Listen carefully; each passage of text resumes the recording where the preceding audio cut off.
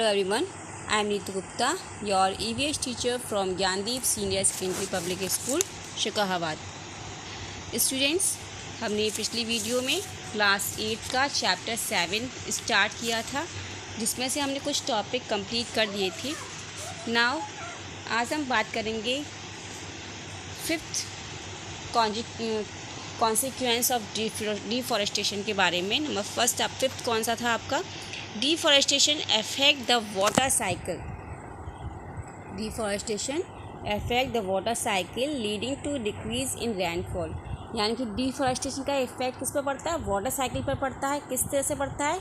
Rainfall की कमी की वजह से। ठीक है। The decrease in rainfall lower the ground water level and could cause drought. Rainfall में कमी की वजह से जो ग्राउंड वाटर का जो लेवल है वो लोअर हो जाता है, नीचे स्तर पर पहुंच जाता है और ड्रॉट का कारण, सूखे का कारण बनता है। ओके, तो इसका डीपली आपका दिया हुआ है नीचे। The forest trees put a lot of ground water. जो ट्री होते हैं वो बहुत ज़्यादा मात्रा में ग्राउंड वाटर रखते हैं, सक थ्रू देयर रूट्स, और अपने रूट्स के द्वारा उसको सक करते हैं into the atmosphere as water vapour the process of transpiration. और ये वाटर ट्रांसपिरेशन के द्वारा यानी कि एवापोरेशन फ्रॉम द लीव्स के द्वारा वाटर वेपर के रूप में एटमॉस्फेयर में पहुंचता है। This water vapour helps in bringing rains in that area. ठीक है, ये वाटर वेपर क्या करता है? रेन को लाने में, उस एरिया में रेन को लाने में हेल्प करता है। और when the forest tree are cut down, जब हम फॉरेस्ट ट्री को काट देते हैं, then the lesser number of tree, तो क्या होगा? ट्रीज़ की संख्या कम हो जाएगी, जिससे क्या होगा? वाटर वेपर कम मात्रा में एटमॉस्फेयर में जाएगा थ्रू दिस ट्रांसपिरेशन। और since less water vapour is put into the atmosphere, जब एटमॉस्फेयर में वाटर वेपर कम हो जाएगा तो रेनफॉल भी हमारी उस एरिया में कम होगी। और when there is less rainfall in an area, जब रेनफॉल कम होगी तो वहाँ क्या होगा? Less water percolates into the ground. ठीक है, जो ग्राउंड में जो लेस वाटर है वो जो कि छन कर ग्राउंड में जाता है अंदर की तरफ, वो भी कम हो जाएगा। Due to this the ground water level हमारा ऑल्सो गेट लोअर। और the shortage of surface water, जब सरफेस वाटर का पर शॉर्टेज आ जाएगी, यानी पॉन्ड्स और लेक्स में जब वाटर की शॉर्टेज हो जाएगी एंड ग्राउंड वाटर में भी शॉर्टेज हो जाएगी, तो due to this persistence low rainfall in an area can lead to drought. वो ड्रॉट का कारण बन जाएगी। A prolonged period of abnormally low rainfall, जब बहुत समय तक लो रेनफॉल रहती है तो leading to severe shortage of water, वहाँ पर क्या होगा? वाटर की शॉर्टेज बढ़ जाएगी, इज कॉल्ड ड्रॉट। उसे हम बोलेंगे ड्रॉट। और फ्रॉम द एबव डिस्कशन, ऊपर के डिस्कशन से हम निकाल सकते हैं डिस्कस कि that as a consequence of deforestation there will be increase chance of natural calamity. उससे क्या होगा? प्राकृतिक आपदाओं की संख्या बढ़ जाएगी, such as flood and drought. Okay students, now 6 point आपका 6 कॉन्सिक्वेंस आपका है deforestation leads to the extinction of many wild animals and plants। Okay, deforestation से कई सारे वाइल्ड एनिमल्स और प्लांट्स क्या होते हैं? विलुप्त हो जाते हैं। ठीक है, उसका विलुप्त का कारण कौन है? डिफॉरेस्टेशन। कैसे है? फॉरेस्ट क्या है? फॉरेस्ट हमें नेचुरल हैबिटेट देता है कई सारे एनिमल्स को, बर्ड्स को, एज वेल एज प्लांट्स को भी। और जब when forest tree and other forest plants are cut down, तो the natural habitat of wild animals and birds get destroyed. वो क्या हो जाएंगे? डिस्ट्रॉयड हो जाएंगे।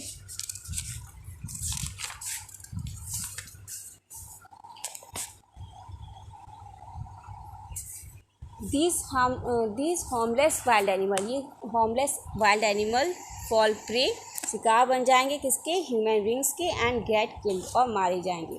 ठीक है, मोर ओवर इससे ज़्यादा क्या होगा? In the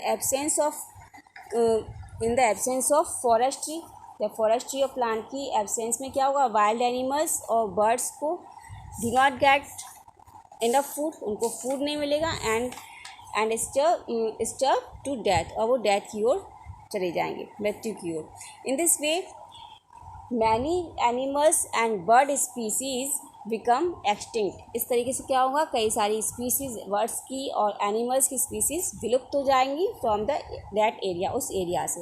when forest are cleared due to deforestation, जब डिफॉरेस्टेशन के द्वारा जब फॉरेस्ट क्लियर हो जाएंगे तो many wild plants vanishes growing in the forest also get destroyed. ठीक है, कई सारे जो वाइल्ड प्लांट हैं वो भी, वाइल्ड प्लांट की जो वैरायटी है वो भी उस फॉरेस्ट एरिया में डिस्ट्रॉयड हो जाएगी। तो वी हैव जस्ट स्टडी, हमने पहले पढ़ा था कि दैट डिफॉरेस्टेशन रिड्यूस रेनफॉल। हमने पीछे पढ़ा कि डिफॉरेस्टेशन से क्या होता है, रेनफॉल कम होती है on the one hand and leads to flood and other. These are two contradictory situation. ये सभी दो सिचुएशन ऐसी हैं which can be explain as follows, जो हम पहले एक्सप्लेन कर चुके हैं। Deforestation reduces rainfall because less groundwater is put into the atmosphere through transpiration.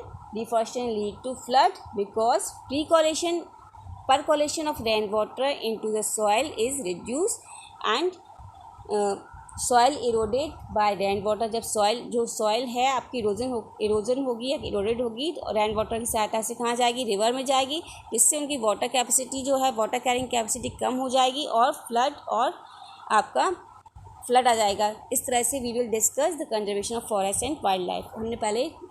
अब हम डिस्कस करेंगे फॉरेस्ट और वाइल्ड लाइफ के कंजर्वेशन के बारे में, क्योंकि डिफॉरेस्टेशन हुआ तो उससे क्या हुआ, वाइल्ड लाइफ आपकी और फॉरेस्ट आपके डिस्ट्रॉय हो गए, तो उसको हम कंजर्व करें। कंजर्व मीन्स क्या होता है, सुरक्षित करना। अब हम बात करेंगे फॉरेस्ट और वाइल्ड लाइफ को सुरक्षित करने के बारे में। ओके, तो नंबर आपका है conservation of forest and wild life. तो we have just studied that one of the adverse effect of deforestation, यानी कि large scale cutting down of trees in the destruction of natural habitat of wild animal and birds. ठीक है, यानी कि deforestation से क्या होता है, सबसे ज़्यादा विनाश होता है किसका, natural habitats of wild animals का। ठीक है, so deforestation poses a serious threat to the survival of wild animals and their natural environment। तो डिफॉरेस्टेशन क्या है, वाइल्ड एनिमल्स और नेचुरल एनवायरनमेंट की अस्तित्व पर खतरा है, एक सीरियस खतरा है। ठीक है, the large scale poaching means होता है इलीगल शिकार करना। Wild animals residing in the forest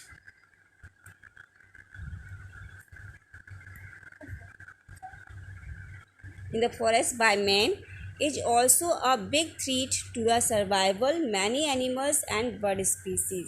large scale पर इलीगल शिकार करना वाइल्ड एनिमल्स का, deciding in the forest by man के द्वारा, किसके लिए, स्किन के लिए और उनके अदर प्रोडक्ट के लिए, is also a big threat to the survival of many animals and birds species. कई सारे एनिमल्स और कई सारी बर्ड स्पीसीज़ पर भी एक खतरा है। और डेथ और किलिंग ऑफ वाइल्ड एनिमल्स, जब हम वाइल्ड एनिमल्स की डेथ हो रही है, उसको मार रहे हैं, तो क्या होगा, डिस्टर्ब हो जाएगी हमारी food chain in which these animals take part, जिसमें कि ये एनिमल्स पार्टिसिपेट करते हैं, resulting in undesirable consequence for the whole ecosystem. यानी कि पूरे इकोसिस्टम में एक अनडिज़ायरेबल कॉन्सिक्वेंस प्रभाव पड़ेगा उन पर, जो कि हमारे लिए हानिकारक है। तो we should conserve forest and wild life to preserve biodiversity, to prevent endangered species and become extinct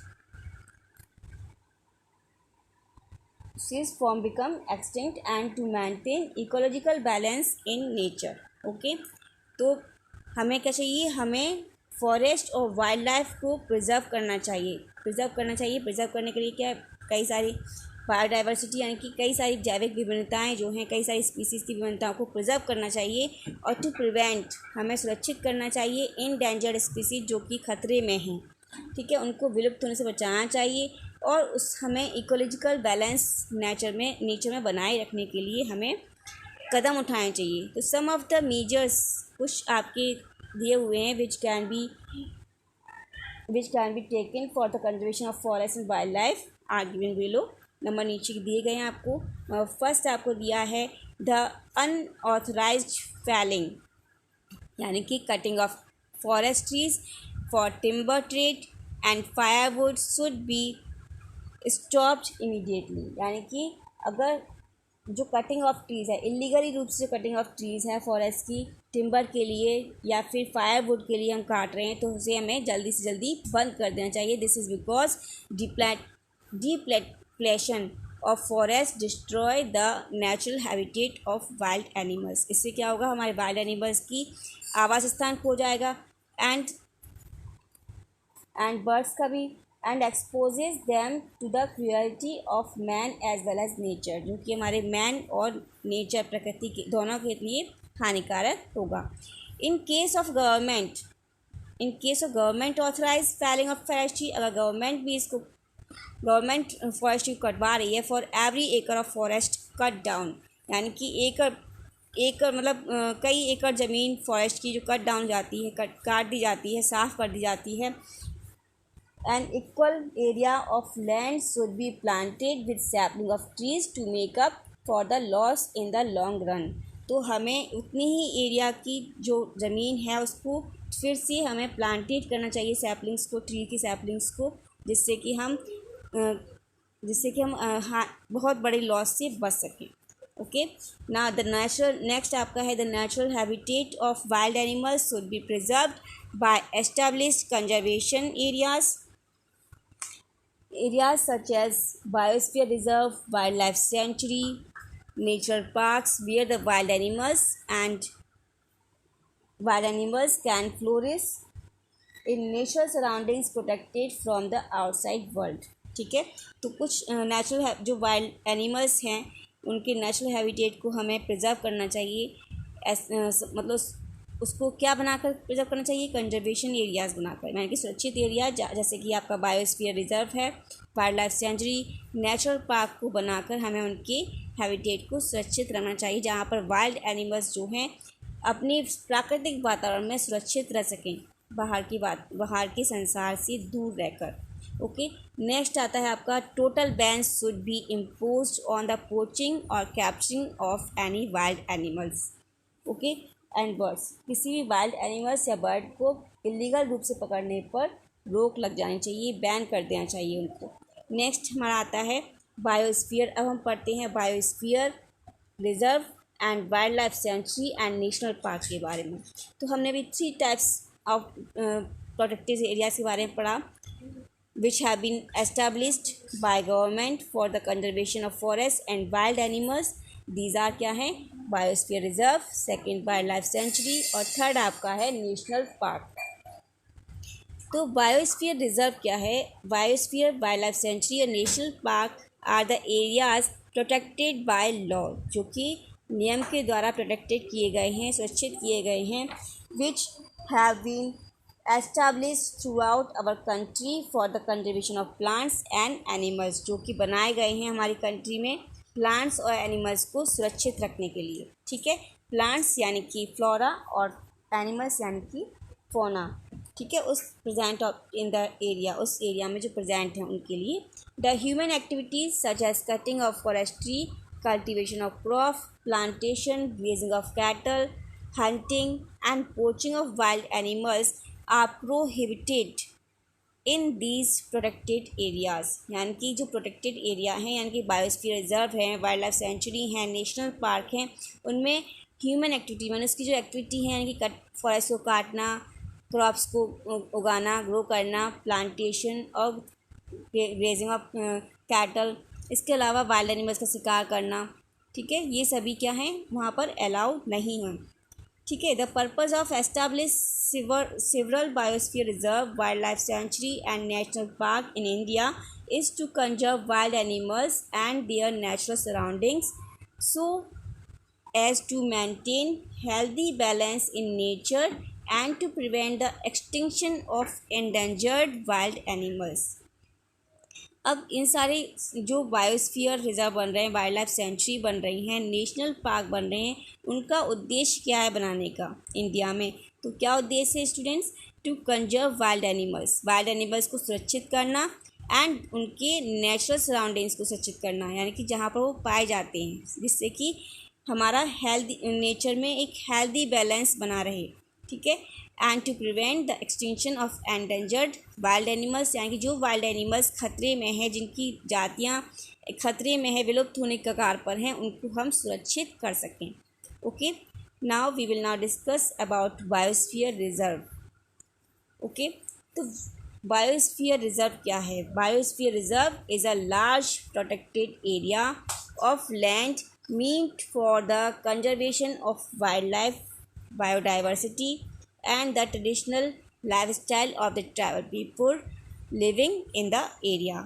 biosphere क्या है? बायोस्फीयर एक बड़ा एरिया है, बड़ा प्रोटेक्टेड एरिया है जो कि वाइल्ड लाइफ को कंजर्व करने के लिए, सुरक्षित संरक्षण के लिए, और बायोडाइवर्सिटी यानी कि कई सारी जैविक विभिन्नताओं को संरक्षण के लिए, इसके अलावा एंड द ट्रेडिशनल लाइफस्टाइल यानी कि जो आदिवासी लोग हैं उनकी लाइफस्टाइल को भी संरक्षित करने के लिए बनाए गए हैं। In creating the large area of conservation called biosphere reserve, यानी कि इस ऐसे एरिया को बनाना यानी कि क्या कहलाता है? बायोस्फीयर रिजर्व कहलाता है, जिसमें कि हम आदिवासी लोग वाइल्ड लाइफ और बायोडाइवर्सिटी तीनों को ही कंजर्व करते हैं। Okay, the need of local people to have access in the resource of this area has been kept in mind. ठीक है, बायोस्फीयर बनाने के लिए यानी कि बायोस्फीयर के लिए लार्ज क्षेत्र को क्रिएट करने के लिए हमें लोकल पीपल, जो लोग वहाँ रह रहे हैं, पहले से ही रह रहे हैं, वहाँ की लोगों की भी ज़रूरत का जो रिसोर्सेज हैं उनको भी माइंड में रखा जाता है। Okay, so a special feature of protected area called biosphere reserve, इसलिए एक स्पेशल फीचर होता है उस एरिया का जिसे हम बोलते हैं बायोस्फीयर रिजर्व। इज़ दैट, क्या है वो special feature?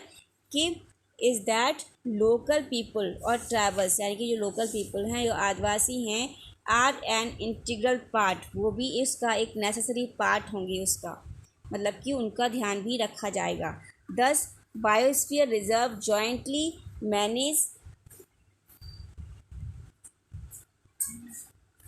Manage biodiversity and economical activity. Okay, यानी कि बायोस्फीयर रिजर्व में दोनों जॉइंटली मैनेज होते हैं, यानी कि इकोनॉमिक यानी कि हमारा वातावरणीय और जैविक विभिन्नताएं दोनों को ही संरक्षित किया जाता है। Okay, we will now discuss the basic design of biosphere reserve. अब हम बायोस्फीयर रिजर्व की डिज़ाइन को डिस्कस करते हैं। Biosphere reserve is a very large conservation area. Biosphere reserve क्या है? एक बहुत ही बड़ा कंजर्वेशन एरिया है which is divided into 3 zone, जो कि 3 जोन्स में डिवाइड है। Number first core zone, second buffer zone और तीसरा आपका है ट्रांजिशन जोन। ओके स्टूडेंट्स, सबसे पहले हम बात करते हैं कोर जोन के बारे में। कोर जोन में यानी कि innermost zone of a biosphere, यानी कि अंदर की जो जोन है is known as core zone. जैसे कि आपको जो ग्रीन पार्ट दिख रहा है वो क्या है? कोर जोन है। The core zone of a biosphere reserve is devoted to strict protection of wild life. Core zone, biosphere reserve की जो कोर जोन है वो दिखाती है कि वहाँ पर वाइल्ड लाइफ प्रोटेक्शन का स्ट्रिक्ट प्रोटेक्शन है, यानी कि बहुत ही हार्ड प्रोटेक्शन लगा हुआ है। नो ह्यूमन एक्टिविटी, कोई भी मनुष्य वहाँ पर नहीं जा सकता, कोई भी एक्टिविटी वहाँ पर नहीं हो सकती। Is allowed to the in the core zone of biosphere reserve, यानी कि कोई भी ह्यूमन एक्टिविटी वहाँ पर अलाउ नहीं है। ओके स्टूडेंट्स, ना नेक्स्ट हम बात करते हैं द मिडिल जोन के बारे में, जो कि हमारा है buffer zone. Middle zone of a biosphere reserve is called buffer zone. Buffer zone क्या है? Buffer zone surrounds the core zone. Buffer zone core zone को घेरता है, सराउंड करता है। In the buffer zone only limited human activity, buffer zone में केवल कुछ सीमित ह्यूमन एक्टिविटी हो सकती हैं कंपेटेबल विद कंजर्वेशन, जो कि संरक्षण के लिए उपयोगी हैं, इज़ अलाउड, जैसे कि फॉर एग्जांपल रिसर्च या फिर environment education. Okay, and tourism, only these are allowed in the buffer zone of a biosphere reserve. ये आपको दिख रहा है यहाँ पे कोर जोन के बाहर एक एरिया है जो कि बफर जोन है। ओके स्टूडेंट्स, ना नेक्स्ट आता है the outer most zone of a biosphere reserve is called transition zone. इसे हम बोलते हैं transition zone. In the transition zone several non destructive human activities, कुछ ऐसी ह्यूमन एक्टिविटीज़ जो कि हानिकारक नहीं हैं, ठीक है, जो कि हानिकारक नहीं है, सच एज सेटलमेंट, यानी कि जो कुछ लोग जो वहाँ काम कर रहे हैं वो वहाँ पे रह सकते हैं, ऑफ ट्राइबल्स, आदिवासी लोगों के लिए, एंड कल्टिवेशन ऑफ क्रॉप्स को उगाना आदिवासी लोगों के लिए, are allowed which are necessary to sustain the life of tribals, जो ट्राइबल लोगों के लिए हम कह सकते हैं ट्राइबल लोगों के जीवन को बनाए रखने के लिए ज़रूरी है, उसको वो वहाँ पर ऐसी एक्टिविटी वहाँ पर हो सकती हैं। Okay student, some tribal people live in the outer most zone, कुछ tribal people outer most zone में रहते भी हैं of a biosphere reserve who depend on the local natural resources. तो some tribal people live in outermost zone of biosphere reserve who depend on the local natural resources to fulfill the various need of life, अपनी जीवन की आवश्यकताओं की पूर्ति करने के लिए, ठीक है, कुछ नेचुरल रिसोर्सेज वो वहाँ पर उस पर डिपेंड रहते हैं, उनको भी वहाँ पर वो लोग वहाँ पर रहते हैं। In biosphere reserve the conservation of wild life and biodiversity are combined with the sustainable use of natural resources for the benefit of local people called tribals.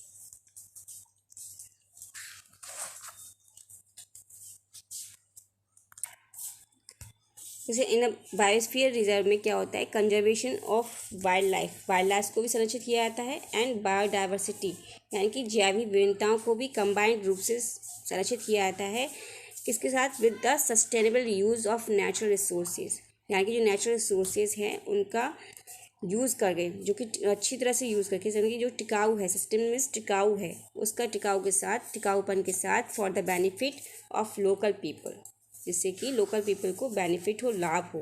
Okay, and no commercial exploitation of natural resources is allowed in a biosphere reserve, कोई भी commercial यानी कि औद्योगिक कोई भी commercial use नहीं होता natural resources का, वो अलाउड, कोई भी कमर्शियल शोषण, एक्सप्लोटेशन मीन्स क्या होता है, शोषण।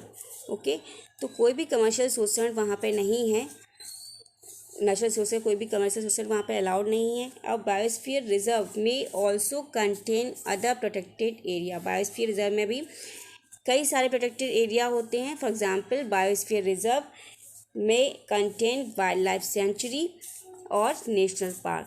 तो biosphere reserve are open to tourism, अब बायोस्फीयर रिजर्व को खोल दिया जाता है टूरिज्म के लिए।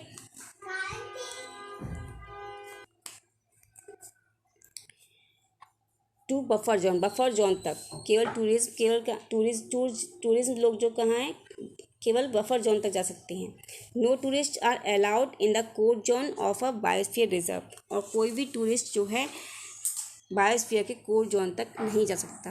There are 14 biosphere reserve in India, हमारी इंडिया में 14 बायोस्फीयर रिजर्व हैं। The names of location of some of the biosphere reserve of India are given below, कुछ नीचे दिए गए हैं आपको, जैसे ग्रेट निकोबार बायोस्फीयर रिजर्व जो कि अंडमान निकोबार में स्थित है, काजीरंगा बायोस्फीयर रिजर्व आसाम का है, Sundarban biosphere reserve West Bengal, Kanha biosphere reserve Madhya प्रदेश,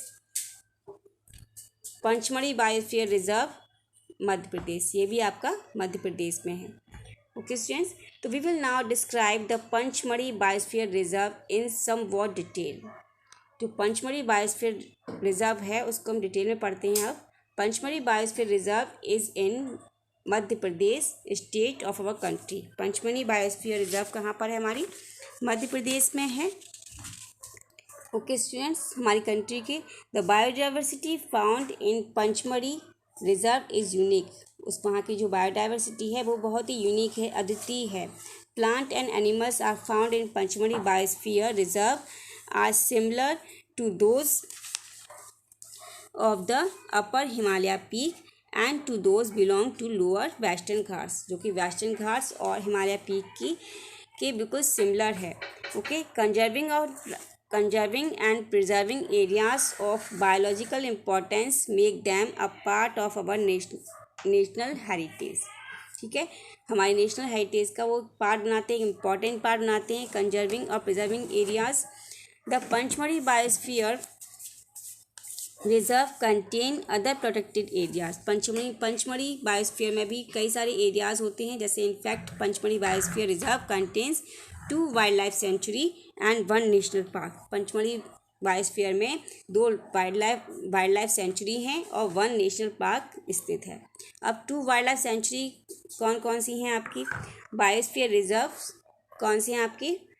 बाली सेंचुरी है और पंचमढ़ी सेंचुरी है। और नेशनल पार्क कौन सा है? National park contains Panchmarhi biosphere reserve is called Satpura national park. Okay students, there is also a reservoir. वो एक रिजर्वायर भी है जिसे हम बोलते हैं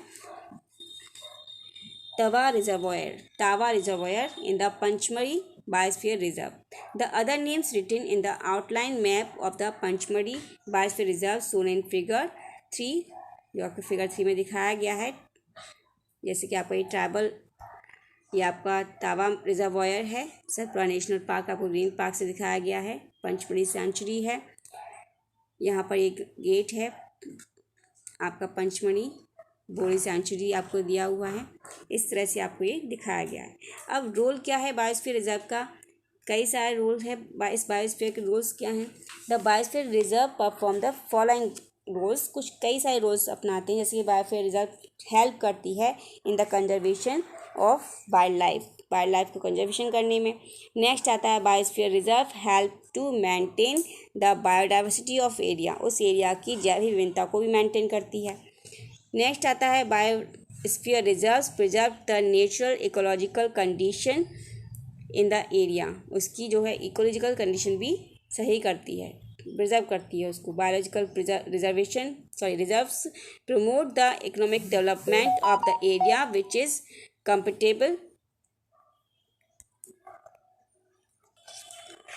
ओके स्टूडेंट्स, तो biosphere reserve promotes the economic development of the area which is comfortable with the conservation objectives. Okay, next आपका help to maintain the lifestyle of the tribal people living in the area. इसी तरह से prevent the commercial exploitation of area। वहाँ पर जो commercial शोषण है उसको भी ख़त्म करती है और provide opportunities for scientific research and environmental education and tourism। Okay students, इस तरह से आपका जो है बायोस्फीयर पंचमढ़ी बायोस्फीयर रिजर्व आपका समाप्त होता है। नेक्स्ट हम आपको flora and fauna next video में आपका कंप्लीट करेंगे। Okay students, goodbye and take care.